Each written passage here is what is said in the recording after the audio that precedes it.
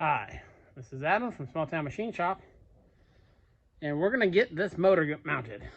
Now, being the president of Indecisive Land, I was thinking about this all last night, and basically, for the time it's going to take me to do that brace up there, the rigid base, a little more time I could just get it done right. So that's what I'm going to do. So what I'm going to do tonight is make the two clamping plates. I'm gonna make them 7 by 8. That'll be plenty area. There's a big, I want to run a big bolt through there. Maybe some others if we need it. I don't think we will.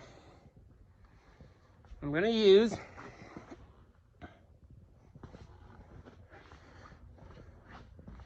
taking a little journey through the shop here.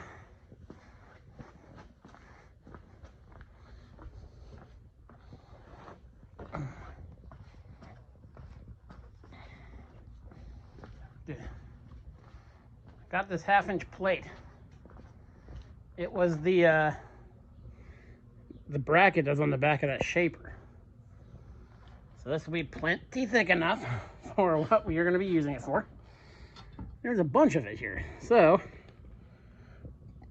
I know it's rough and torch cut. I'll dress it up with a grinder when I'm done. So the plan is basically to take the cutting torch and cut us 2 7 by 8 squares out of this. Yeah, that's what I'm gonna do. That way I can sandwich that thing. Okay, let me get this marked out. I'll probably just use a soapstone. That's as accurate as we need to be with this part. And let's get the cutting torch and let's get it cutting. Okay, so getting ready to cut this. And coincidentally, where this piece is bolted onto it will work. So, a nice straight edge to cut along, which will help make the cut straight. Now, if you're not good at cutting straight lines with a torch, a good thing to do, easy way to help you, is take a couple clamps, clamp a piece of angle along your line, a little bit past your line, like maybe 1/8 of an inch. That way you have something you can physically put the side of the tip against, or I got a buddy who uses one of the flats of the nut that holds the tip in, and he's an older gentleman and has doesn't have the steady hands he used to have, and that's how he does it, and it works good for him. That's a little tip for you. Also, for you people who might be new to cutting with a cutting torch, remember to the size of the kerf, the width of the cut, take that into account, because it's going to be wider than using a cut-off wheel or a bandsaw blade or something like that. So just leave yourself some room for grinding. This stuff I'll take off of the grinder. This stuff's already here. There's one flat edge there. This back is a pretty rough torch cut. So yeah, we'll get set up. I just wanted to mention those a little quick fact, because I use that a lot in the field. So yeah, I'll get the torch set up and let's cut this piece off. So we'll cut it in half, and then I think it'll fit in the Johnson bandsaw to cut it in half this way. We'll see. If not, I'll just torch cut it. Okay, I'll bring you back.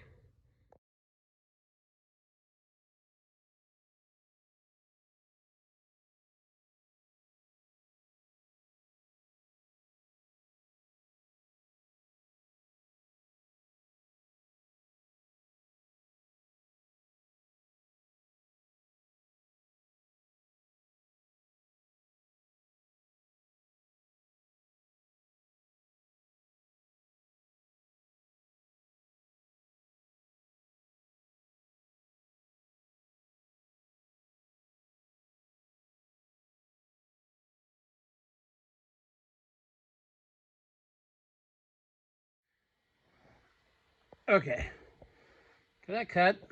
Bandsaw did a good job. Didn't take too long. Let's give you a representation. I don't have much more time to work on this tonight. My kids are here. They were away playing at a friend's house, but they're back now, so as important as this is to get done, it's never as important as my kids. So what I'm going to do is there's going to be a plate welded on here with a hole in the middle.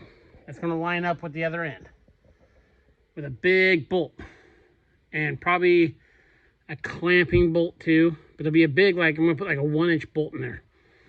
Plenty of clamp. Cut a hole in there, it'll go through.